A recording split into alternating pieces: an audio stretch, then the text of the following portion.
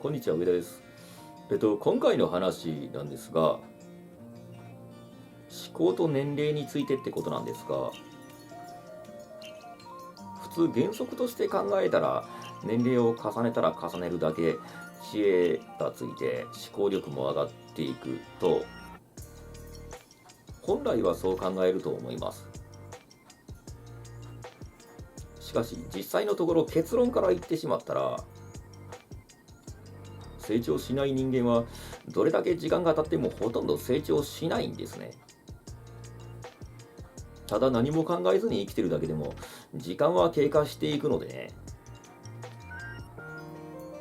思考力っていうのはたくさん考えないと成長しないので、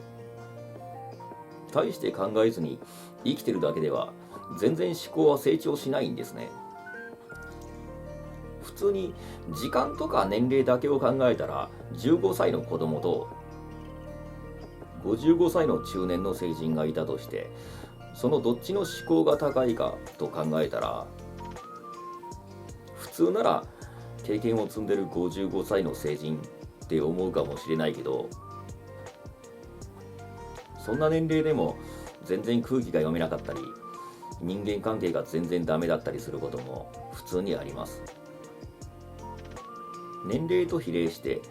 思考は成長するのが普通なんですが、成長しない場合も普通にあります。思考レベルが低い人でも5歳の子供とかと比べたら高いと言えるかもしれないけど、所詮はそんな子供と比べたらってだけの話なので、それは成熟した思考とは言えないですね。今までも説明してきたけど、思考の成長ってのは知識をつけるってのもあるけど、いろいろ考えて悟ったり気づいたりしないといけないので、それをやってない人は80歳とかそんな年齢でも思考レベルは20歳の成人とほとんど大差ない、あるいはそれ以下っていう可能性もありえます。ただ普通に考えると、経験を積んで知識をつけるにも時間がかかるので、何かの仕事を30年ぐらいやってきた人は、そういった経験値の分、思考とかマインドも高くなってると思うのが当然なんですが、実際のところ何十年とたくさんの経験を積んだとしても、同じことの繰り返しをやってるだけだったら、それほど知能も思考もマインドも変化しないと思います。現実問題。これは不可能な話ではあるけど、150年ぐらい何かの仕事を続けたとしても、それでも同じ仕事をずっと続けてるだけでは思考も何も変化しないと思います。それで逆に言ったら、5年間とかでもしっかりとよく考えたらマインドも思考も変化していくと思います。思考は精神でもあるので、ずっと同じことの繰り返しをやってるだけの時間では変化しないんですね。ただ大半の人が年齢と思考が比例してる、つまり年功序列思考を持ってしまってると思います。20年とか30年とか何かの仕事を続けた人こそがすごい思考力とか精神力を持ってるとか、そんな感じの思考を持ってしまってると思います。その原因として人って一つのことを極めた人は全部すごい人とか、とにかく長いこと何かを続けた人は偉いとか、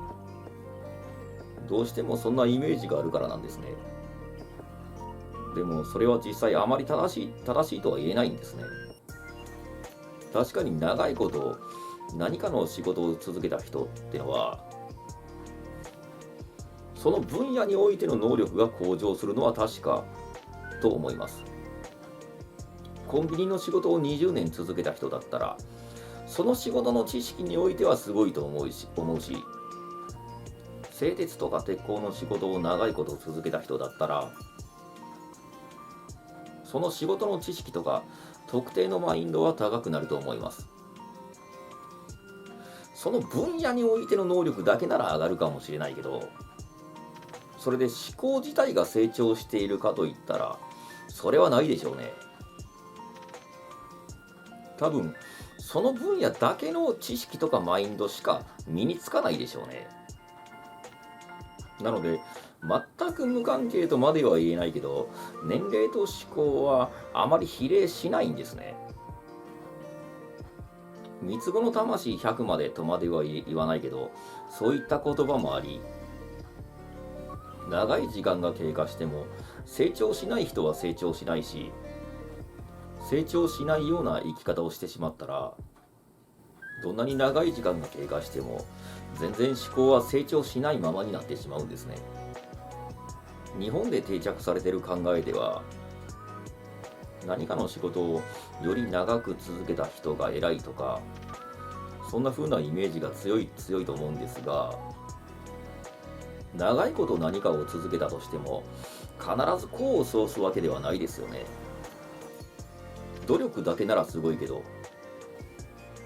これも別々として考えないといけないんですね。前も話したことではあるけど、年齢、思考、マインドとか、そんな感じで個々に別として考える必要があるんですね。なので、全く無関係とまでは言えないけど、年齢と思考っていうのはそれほど比例しない場合も多いんですね。それでは今回は以上となります。それではまた。